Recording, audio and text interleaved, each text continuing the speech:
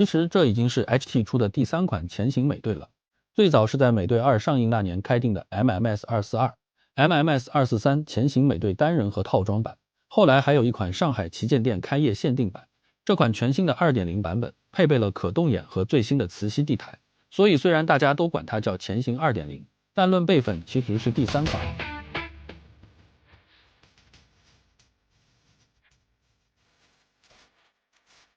外包装沿用了之前的抽屉式设计，抽开外层封套，里面是塑料开窗包装，最上层的吸塑包装里是前行盾牌，主要的吸塑包装内还有主体、真人头雕、2个可替换的嘴部表情，以及美队丰富的手型。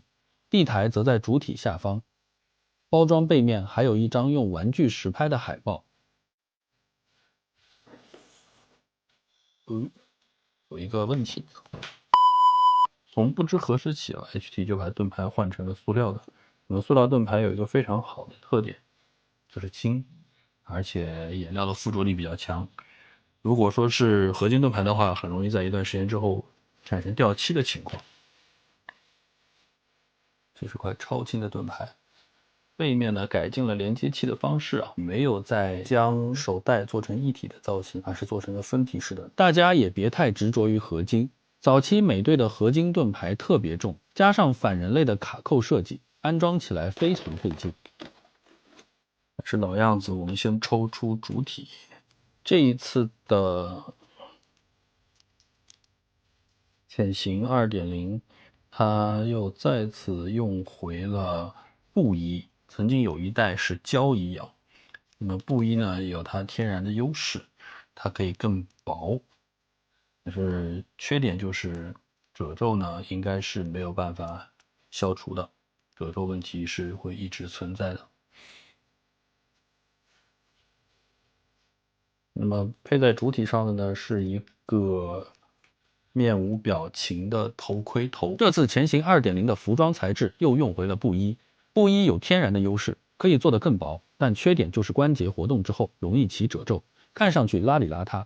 主体上默认配的是一个面无表情的头盔头。胸型方面，内部塑体的胸型一定好于早期的第1版，第1版不光胸型不好，比例也更夸张，虽然这一版的比例也没好到哪里去。再看真人头雕，这个真人头也是被诟病比较多的地方，说不太像，只能说这颗真人头还是个大眼仔，因为眼眶确实做大了，所以看上去有点别扭，而且面相有点显肉，没有克里斯伊万斯像美队在美队27那么锐利的轮廓。摩友们，你们觉得头雕到底是像还是不像？像谁？弹幕留言。至少实物没有恰饭摄影师那些出片糟糕吧。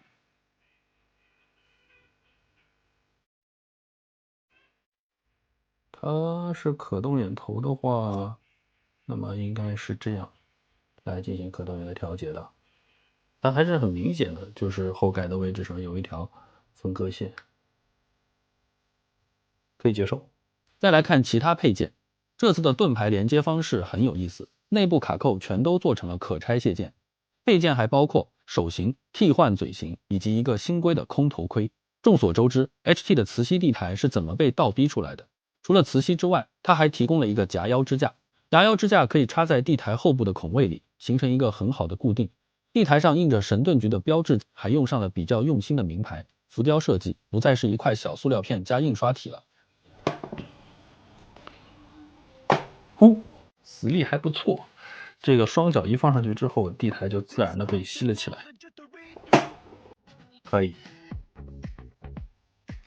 抽开这些保护膜之后呢，发现这个袖口这一块的也进行了一点处理，并不像 1.0 那样袖口显得特别的长，以至于袖子和手型之间会有一定的干涉。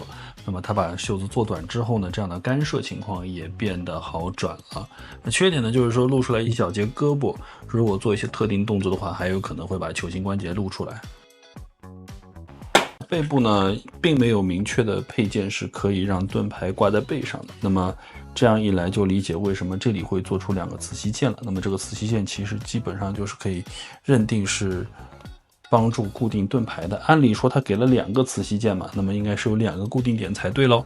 但是找了半天只有1个，这是什么神操作？这个卡口啊，就是显得特别的单薄，生怕它会断啊。希望这个担心是多余的。那么安装完卡扣之后，我们就来试一下，怎么样让它达到一个背吸。它只需要一个就可以把它牢牢的固定在了背后。我们再来看一下美队这个头盔头的表现。那么头盔头，如果说我们想要来对它的可动眼进行调节的话，只要拔开它的上半部分，就可以来调节它头盔头的眼睛了。那么它头盔头内部的2个点就在这个位置，稍稍移动就可以调节了。那么嘴部的呢，也是可以很快速的把它拆下来。那么这样一来就好诡异啊！再来看一下另外2个的表现，说实话不太像本人。那么再来看一下另外一个微微张嘴的表情，会不会好一点？说实在也很奇怪。这个美队最大的问题可能就是在它的表情管理上了，似乎3个表情里面也只有正常脸看上去相对比较正常一些。但总体上来说呢，都是觉得它的下颌的位置做的有点宽大了，就是这里，导致它看上去不太像本人。我们再来看一下真人头是一个什么样的情况。拆掉脖子之后呢，我又发现了一个比较大的一个更新，相对于 1.0 的 2.0 的在脖子的部分呢，也是相对做了一些改进啊，使它的领子不会像 1.0 那样，由于拔插脖套会变得不整齐。当然现在看上去还是有一点褶皱，但是由于布料也变轻薄了，所以整体感觉上来讲会好于 1.0， 脖子不会有那种领子被压垮的感觉。那么换上真人头，不把保护膜撕掉的一个很大的原因就是怕染色。那么这是没有压紧时候的状态。由于这颗头是没有做第2关节，所以它的脖子和它的头是一体的，而那个头盔头是做了分体的设计。尽可能的把它官方的保护膜抬高一点，使它的领子不会轻易的染色。那么没有压紧的状态呢，好像看上去脖子很长，我们再压一下，压完之后呢又觉得有点短。那么装上这颗真人头之后呢，史蒂夫·罗杰西很奇怪哦，这款素体呢，螃蟹手的问题呢还是没有解决。之前其实已经解决了，现在又回来了。由于腋下有2根皮带的干扰，所以呢他的手呢是没有办法完全的压实的，而且这2根皮带由于长时间的这样的摆放呢，也是出现了褶痕。那么这个褶痕呢应该也是没有办法避免的。这边也一样，由于长时间的下垂的姿态，导致了这里的皮带也是有了褶印。这2个皮带也是通过胶水全部粘死的，所以你能看到这里还稍微有一点点溢胶。手型这一块呢，也有一对是相对比较特别一些的，就是它的迟钝手。之前的迟钝手呢是没有这样的一个透明件的，那么新的这个迟钝手呢是有一组透明件可以帮助固定盾牌的。它在侧面呢有一个和盾牌比较契合的这么一个角度，让它插入之后可以稳稳的抓住盾牌啊。那么这样的话就可以做出以前我们做不出的这样的动作了。那么这块盾牌的重量啊，也就是极轻薄的这个重量，也使我们现在能够很轻易的让美队做出接盾或者甩盾这样的动作，这是比较好评的地方。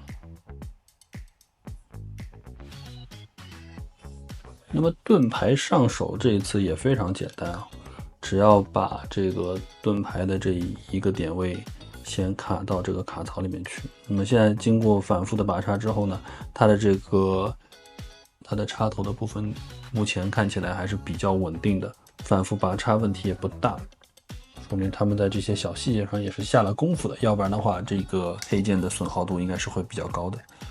基本上稍微用一些力气往上一抬就能够扣住，下段的那一个可以暂时不用的去安装。如果要安装的话呢，就是需要使用到我们这样的空心手芯。处理脚的时候呢，我们也发现现在的 HT 的大部分的连接器都已经是斜插制的，而不是直插了。那么这样一来的话，可以减少很多不必要的麻烦。斜插的话，也可以将力更均匀地分配到安装的过程中。哎呀，可惜了，就是有很多改进的地方，但是呢，却有很多不足的地方。罗素兄弟拍摄的《美国队长》，2个人认为是漫威系列里综合素质最高的一部超英电影，因为它在叙事结构、人物深度和电影美学这3个维度上都达到了极高的水准，并且实现了完美的融合，超越了漫威流水线的平均水平，成为了一个独特的存在。这部影片不仅在商业上取得了的巨大成功，全球票房破7亿美元，更赢得了评论界的一致赞誉。烂番茄好评率高达94%，所以也被许多影评人视为漫威最佳。然而 HT 重制版的潜行美队 2.0 却一如既往的不尽如人意，令人唏嘘。好了，今天就到这儿了，配音潦草了点，有空再原声重配吧。